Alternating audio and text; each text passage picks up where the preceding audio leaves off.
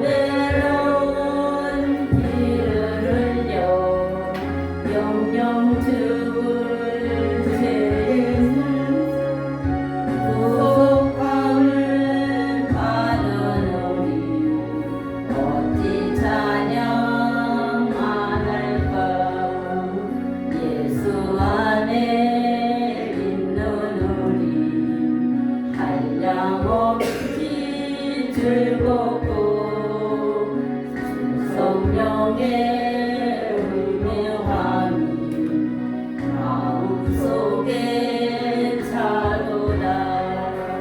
천국 음악 소리 들은 은혜로운 말씀이 끊임없이 듣는 우리 어찌 찬양 안 할까. 이 세상의 모진 풍파 쉬지 않고 불어도 주님 안에 보호받는 우리 마음 편하다. 늘 깨어서 기도하고 서천국을 바라며 주님만을 기다리지 어찌 찬양할까. 아멘. 감사합니다.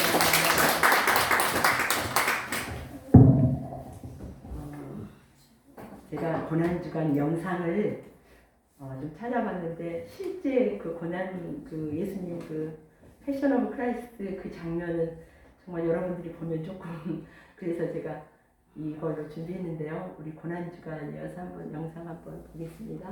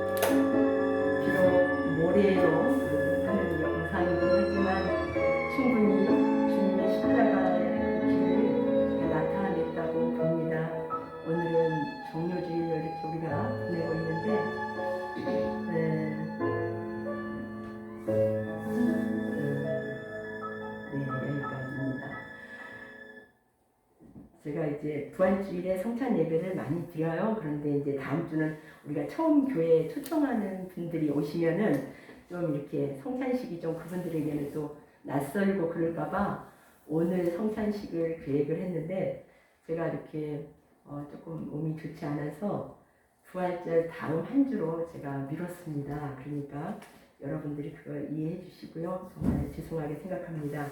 여러분, 우리는 교회를 통해서 하나님의 말씀을 듣습니다. 믿음은 들음에서 난다고 했고요. 그 들음은 하나님의 말씀이라고 했거든요. 그런데 우리가 그 말씀이 세 가지가 있어요. 첫째는 기록된 말씀이 있어요. 그 다음에 선포된 말씀이 있어요. 마지막에는 보여지는 말씀이 있어요. 자, 여러분, 기록된 말씀이 뭘까요? 성경이에요, 성경. 여러분들 다 하나님의 말씀을 가지고 계세요. 가지고만 계시면 되지 않죠? 그걸 우리가 먹어야 됩니다. 또 선포된 말씀, 제가 강단에서 이 시간에 여러분에게 선포하는 말씀 또는 기독교 TV나 기독교 방송을 통해서 여러분들이 들을 수 있는 이 말씀 모두를 선포된 말씀이라고 합니다. 자, 저는 오늘 보여주시는 말씀에 대해서 여러분에게 말하려고 해요. 자, 그러면 세 번째로 보여주시는 말씀이 뭐냐면 교회에서만 이루어지는 성례전이라고 해요. 이 성례전은 뭐하고 뭐가 있냐면 성찬과 세례가 있어요. 그래서 제가 오늘 성찬식을 하면서 이제 성찬에 대한 말씀보다도 세례에 대한 말씀을 준비를 했어요. 그래서 성례전이 이것도 하나님이 보여주신 거예요. 말씀을. 시각적인 시청각 교육으로 말이에요. 그래서 오늘 저는 이제 이번 부활절에 세례 받으신 분이 계셨더라면 참 좋았을 텐데 좀 준비가 안 됐어요. 바라기는 추수감사주일에는 우리 교회에서도 세례 받으신 분들이 계셨으면 참 좋겠습니다. 그리고 또한 이미 세례를 받으신 분들도 오늘 말씀을 통해서 다시 한번 내가 세례 받은 자로서 어떻게 살아야 될 것인가 한 번쯤 이렇게 돌아보시면 좋겠습니다. 자, 먼저 이스라엘 백성들이 애굽에서 종살이하고 있을 때 하나님께서 출애굽기 3장 7절 8절에서 말씀하셨어요. 우리 같이 한번 하나님의 말씀이니까 보겠습니다. 시작. 여호와께서 이르시되 내가 애굽에 있는 내 백성의 고통을 분명히 보고 그들이 그들의 감독자로 말미암아 부르짖음을 듣고 그 근심을 알고 내가 내려가서 그들을 애굽인의 손에서 건져내고 그들을 그 땅에서 인도하여 아름답고 광대한 땅, 젖과 꿀이 흐르는 땅, 곧 가나안 족속, 헷 족속, 아모리 족속, 브리스 족속, 히 족속, 여부스 족속의 지방에 데려가려 하더라. 아멘. 여러분, 이 말씀은 출애굽기의 주 요절이면서도 하나님의 구원 계획에 들어있는 말씀입니다. 하나님께서 이스라엘 백성들이 애굽의 노예로 있을 때 그 고통을 하나님께 아랬어요. 그때 분명히 그것을 보고 들었다는 거예요, 하나님이. 여러분, 지금 여러분들이 이 자리에서 예배 드리는데 우리 하나님께서 보시고 들으시는 줄 믿습니다. 아멘. 그래서 하나님께서는 이제 모세라는 지도자를 통해서, 모세를 통해서 하나님이 내려오셨어요. 우리 하나님이 직접 내려올 수가 없어서 사람을 통해서 내려오신 거죠. 그래서 이스라엘 백성들을 애굽인의 손에서 건져내겠다고 약속하십니다. 이것이 하나님의 구원 계획이에요. 그래서 그 하나님의 그 구원 계획에서 가장 중요한 것이 이 클라이맥스가 뭐냐면 바로 유월절 사건입니다. 여러분, 유월절 사건이 뭔지 아시죠? 유월절 날 이제 이스라엘 백성들이 이제는 애굽에서 나오려고 하는데 그냥 안 놔주는 거예요. 그래서 계속 10번째까지 재앙이 더 확장된 거죠. 그래서 이제 마지막 밤에 6월절 날, 여러분 6월은 제가 언제도 말씀드렸지만 1, 2, 3, 4, 5, 6이 아니라 건널 유자, 건널 올이라고 했어요. 죽음의 사자가 건너간다는 거죠. 그래서 6월절 날 양이 죽어서 이제 양을 죽여서 그 피를 문설주와 좌우 임방에 그 피를 발랐던 가정은 구원을 받았어요. 그런데 그 말을 믿지 않고 바르지 않은 애굽의 가정들은 장자가 죽는 극적인 경험들이 그 밤에 있었습니다. 이 사건으로 이 피를 바른 이스라엘 백성들은 다 구원을 받은 것입니다. 이런 일을 겪은 후에 그들이 이제 드디어 애굽을 빠져나오게 된 거죠. 이걸 출애굽이라고 해요. 그래서 출애굽기가 바로 그런 내용이 있습니다. 출애굽을 할 때 얼마나 그들이 감격하고 설레었겠습니까? 그날 밤에 장자가 다 죽어서 통곡하는 소리를 들었을 텐데 그들은 애굽을 떠나자마자 하나님은 낮에는 무슨 기둥으로? 구름 기둥으로, 밤에는 불 기둥으로 그들을 인도하셨어요. 그들의 행렬을 한번 상상해 보십시오. 바리바리 보퉁이를 싸서 긴 여행길을 떠나는 그들 앞에 나타난 그 하나님의 임재를 보았을 때 그들의 느낌이 어땠겠습니까? 여러분 정말 감동 아니었겠습니까? 그러나 잠시 후에 그들은 스스로의 힘으로는 감당할 수 없는 절제절명의 상황에 처하게 되었다는 거예요. 어떤 일이 있었습니까? 그들이 빠져나오자마자 홍해바다를 만난 거예요. 하나님은 왜 무엇 때문에 쉬운 길을 두고 이 홍해길로 그들을 걷게 하셨습니까? 하나님은 블레셋 땅으로 가는 빠른 길이 있는데 그들을 돌려서 그 홍해 광야길로 인도하셨냐는 말입니다. 우리 말씀 볼까요? 13장 17절 18절 말씀 같이 읽습니다. 시작. 바로가 백성을 보낸 후에 블레셋 사람의 땅의 길을 가까운지라도 하나님의 그들을 그 길로 인도하시지 않으셨으니 이는 하나님의 말씀하시기를 이 백성이 전쟁을 하게 되면 마음에 들고 애굽을 하나로 가시리라. 그러므로 하나님이 홍해의 광야길로 돌려 백성을 인도하시되 이스라엘 자손이 애굽 땅에서 대열을 지어 나올 때에 네, 하나님은 인간의 마음이 얼마나 간사한지를 아셨어요.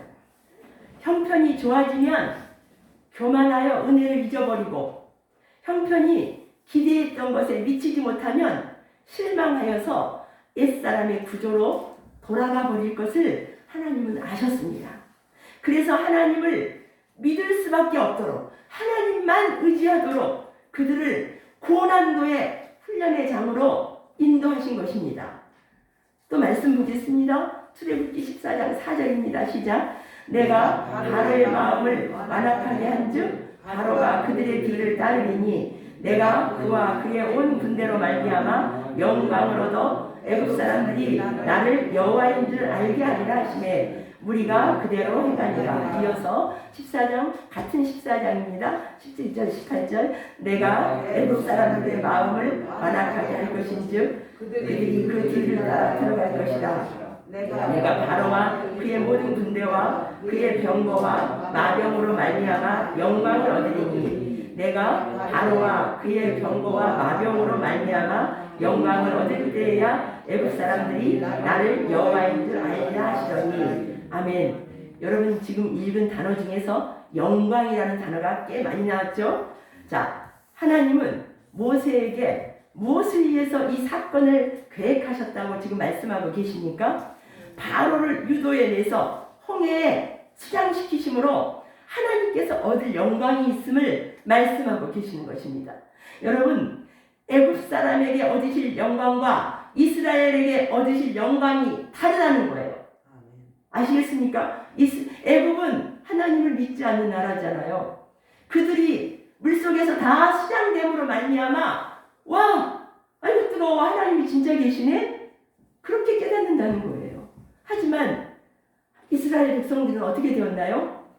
그 하나님께서 갈라주시는 그 길로 무사히 지나갈 수 있었어요. 신약에 와서 바울은 이 사건을 세례라고 해석을 하고 있다는 거예요. 왜 그럴까요? 여러분 지금 제가 지금까지 드린 이 홍해 사건을 기억하시면서 이제 세례를 한번 돌아보겠습니다. 고린도전서 10장 1절 2절 말씀 봅니다. 시작. 형제들아 나는 너희가 알지 못하기를 원하지 아니하노니 우리 조상들이 다 구름 아래 있고 바다 가운데로 지나며 모세에게 속하여 다 구름과 바다에서 세례를 받고 아멘. 자신의 방법을 완전하게 버리고 온전히 하나님만 바라는 출발이었기 때문입니다. 여러분 그 홍해 바다 앞에서 이스라엘 백성들이 할 수 있는 일이 무엇이 있었겠어요?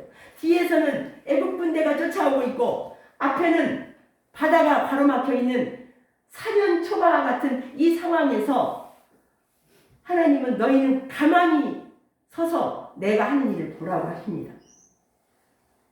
홍해 사건이나 광야 40년의 방황이나 모두 자기를 내려놓고 전적으로 하나님을 의존케 하기 위한 훈련이었기 때문에 이것을 세례라고 해석을 한 것입니다. 홍해 앞에선 이스라엘은 이제 더 이상 자신을 의지할 방법이 없었습니다. 뒤에는 바로와 애국 군대가 있고 앞에는 건널 수 없는 홍해가 있지 않습니까? 자신에 대해서는 완전하게 절망하지만 유일한 구원의 길인 하나님을 전적으로 의지하게 되는 이 사건이라는 얘기죠. 여러분 성경에서 많은 인물들을 살펴보면요. 아브라함은 99세가 지난 후에야 아들을 가질 수 있었어요. 저들은 하나님의 천사가 와서 내년 이맘때 너희 가정에 아들이 있겠다고 했을 때 웃었어요. 두 부부가 다 웃었어요. 왜냐하면 인간의 생각으로는 될 수가 없었기 때문에요. 하나님은 그때까지 기다리신 거예요. 모세가 광야에 40년 동안 기다려서 80세 할아버지가 되었어요. 그 80세의 나이는 절망케 하기 위한, 그래서 자기가 어떤 꿈을 꿀 수 없는 그런 훈련이었다는 거죠. 여러분 또 요셉은 어땠습니까? 종살이, 옥살이, 삶의 희망이 보였겠습니까? 하지만 하나님은 그 때에, 적절한 때에 요셉을 총리로 만드시지 않습니까? 여러분 다윗이 사울왕을 피하여 도망다녔던 세월은 모두 세례를 위한 하나님의 특별한 훈련이었다는 거예요. 세례받은 사람들은 자기를 부인하겠다고 서약하는 사람들입니다. 여러분 어떻습니까? 오래전에 다 세례를 받으셨는데 날마다 자기는 없고 예수님만 있는 그런 부인하는 삶을 살고 계십니까? 자기 십자가를 거절하면 안 됩니다. 내게 주신 내 십자가를 우리는 사랑해야 합니다. 주님의 제자가 되기를 원한다면 끊임없이 주님을 의지하면서 자기를 죽이고 부인하고 자기 십자가를 져야 합니다. 마태복음 16장 24절 말씀입니다. 같이 읽습니다. 이에 예수께서 제자들에게 이르시되 누구든지 나를 따라오려거든 자기를 부인하고 자기 십자가를 지고 나를 따를 것이니라. 아멘. 이스라엘 백성들에게 홍해 사건이 없었다면 어떻게 바다가 갈라지는 경험을 할 수 있었겠으며 그곳에서 그들이 신처럼 애굽의 바로를 신처럼 받들고 믿었던 그 바로의 모든 군대가 전멸당하는 것을 볼 수가 있었겠습니까? 이것이 바울이 말한 세례의 경험이라는 거예요. 인간의 힘으로서는 어떻게 할 수가 없는 그 상황. 세례는 그래서 나는 없는 거예요. 주님, 나는 어떻게 할 수가 없어요. 나는 이미 죽었어요. 그래서 세례는 자기 부인의 결단이고 고백이고 서약이라는 거죠. 그 후로 나의 자기 부인을 돕기 위해서 나를 따라다니는 자기 십자가가 여러분 각자에게 있습니다. 그리고 우리는 죽는 훈련을 끊임없이 해야 됩니다. 바울 사도는 내가 매일 죽노라 그랬어요. 그때 내가 죽어야만, 내 옛사람이 죽어야만 나는 비로소 내 안에 그리스도가 사는 새로운 인생이 시작된다는 거죠. 이것이 세례의 시작이라는 거예요. 갈라디아서 2장 20절 우리가 너무 잘 알죠? 같이 읽습니다. 내가 그리스도와 함께 십자가에 못 박혔나니 그런즉 이제는 내가 사는 것이 아니요 오직 내 안에 그리스도께서 사시는 것이라. 이제 내가 육체 가운데 사는 것은 나를 사랑하사 나를 위하여 자기 자신을 버리신 하나님의 아들을 믿는 믿음 안에서 사는 것이라. 아멘. 자, 이제 우리 한번 더 구체적으로 세례에 대해서 보겠습니다. 우리 한번 제목이 깁니다. 한번 같이 읽습니다. 시작. 세례는 예수 그리스도와 함께 죽고 예수 그리스도와 함께 다시 사는 것입니다. 아멘. 세례 요한이나 예수님 당시의 세례는 사람을 물에다가 푹 잠그는 소위 말해 침례라고 했어요. 오늘날 침례교회는 이 방법을 지금도 하고 있습니다. 물에 잠긴다는 것은 죽어서 땅속에 들어가는 것을 나타냅니다. 장사 지냄을 뜻하는 것이죠. 물에 잠김으로 아담으로 말미암은 육적인 사람은 이제 죽는 것입니다. 죄의 종로로 타던 과거의 사람은 이제 죽는 것입니다. 이게 세례의 의미죠. 물속에 빠져서 죄로 말미암아 지옥 갈 사람은 이제 죽었습니다. 육신의 정욕, 안목의 정욕, 이생의 자랑을 따르던 육적인 사람은 이제 죽는 것입니다. 그리고 다시 물에서 올라온다는 것은 새 생명으로 다시 태어나는 것을 의미하는 것입니다. 이제 옛사람 아담이 아니라 예수 그리스도로 말미암아 다시 태어나는 것입니다. 이제는 죄의 종이 아니라 죄를 정복하는 하나님의 사람으로 다시 태어나는 것입니다. 진노의 형벌의 자식이 아니라 택하신 족속으로 왕같은 제사장으로 그의 소유된 백성으로 다시 태어나는 것입니다. 여러분, 오늘 본문을 읽어보면 자주 등장하는 단어가 하나 있었어요. 로마서 6장 3절에서 11절 말씀에 합하여 라는 말입니다. 세례를 받는다는 것은 예수 그리스도와 신비적인 연합을 한다는 의미예요. 우리는 세례를 통하여 예수 그리스도의 죽으심과 부활에 신비적으로, 이건 하나님의 그 방법으로밖에 설명할 수가 없는 거죠. 신비적으로 연합되어서 우리의 죽음과 새 생명을 체험하게 된다는 것입니다. 우리가 그리스도와 함께 죽는다고 하지만 호흡이 끊어지지도 않았어요. 심장이 멎은 것도 아니에요. 땅속에 묻힌 것도 아니에요. 그런데 우리는 그리스도와 함께 죽었다는 것이에요. 이것이 바로 육적으로는 호흡을 하면서 죽는 것, 바로 신비인 것입니다. 이게 하나님의 그 세례의 의미가 있다는 거죠. 또한 세례를 통해서 예수 그리스도와 함께 산다는 것은 약하던 건강이 좋아졌다는 의미를 또 아닙니다. 침침하던 눈이 갑자기 좋아졌다는 의미도 아닙니다. 그런데 우리는 그리스도와 함께 다시 살았다는 것입니다. 그래서 신비적이라는 것입니다. 이 진리를 믿음으로 믿으시기 바랍니다. 아멘. 두 번째 보겠습니다. 같이 읽습니다. 시작. 세례는 구원에 이르는 길입니다. 마가복음 16장 16절입니다. 시작. 믿고 세례를 받는 사람은 구원을 얻을 것이요 믿지 않는 사람은 정죄를 받으리라. 우리는 보통 구원은 믿음으로 받는다고 다 알고 계시죠? 아멘? 네, 우리는 다 예수님을 믿음으로 그렇게 우리는 믿어왔어요. 그런데 마가복음을 통해서 예수님이 하신 말씀을 보니까 믿는 것만 가지고는 부족하다는 거예요. 믿고 세례를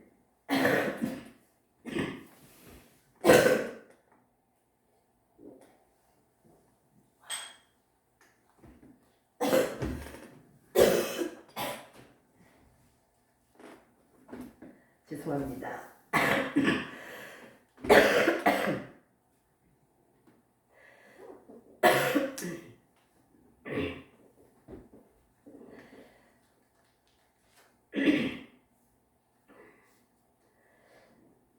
믿는 것만 가지고는 부족하다는 것입니다.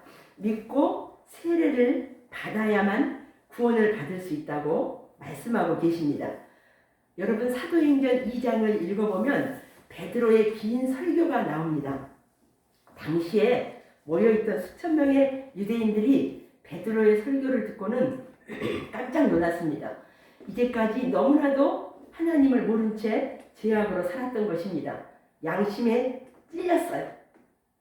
당장 그들의 입에서 신음이 흘러나왔습니다.